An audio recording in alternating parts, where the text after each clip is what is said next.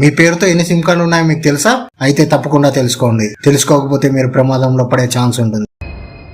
అదేలాగో ఈ వీడియోలో చూద్దాం. ఎవరైనా ఫస్ట్ టైం మన ఛానల్ చూస్తుంటే please like, share and subscribe. మీ ఆధార్ కార్డుతో వేరెవరో సిమ్ కార్డు తీసుకొని ఏదైనా తప్పు చేశారనుకోండి, దాని బాధ్యత మీదే అవుతుంది తెలుసా? అందుకే వెంటనే మీ పేరుతో ఎన్ని సిమ్ కార్డ్స్ ఉన్నాయో తెలుసుకోండి.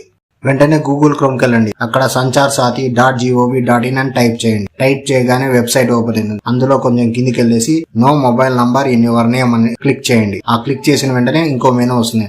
మీకు అక్కడ 10 డిజిట్ మొబైల్ నంబర్ అడుగుతుంది. కింద క్యాప్చా ఉంటుంది.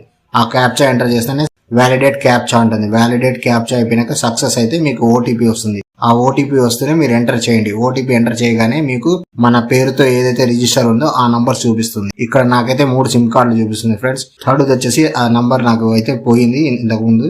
సో అది నాకు అవసరం లేదు కాబట్టి నేను ఇక్కడ ఆప్షన్ సెలెక్ట్ చేసుకుని నాట్ రిక్వైర్డ్ అని కొడతాను. సో కిందకు వచ్చి రిపోర్ట్ అని కొడతానే దాని గురించి డీటెయిల్స్ ఇస్తుంది. అలాగే మీరు కూడా మీ పేరుతో ఏ సిమ్ కార్డు ఉందో తెలియకుండా ఏదైనా సిమ్ కార్డ్స్ వాడుతుంటే నాట్ రిక్వైర్డ్ అని అది రిపోర్ట్ చేసి క్లోజ్ చేసుకోండి.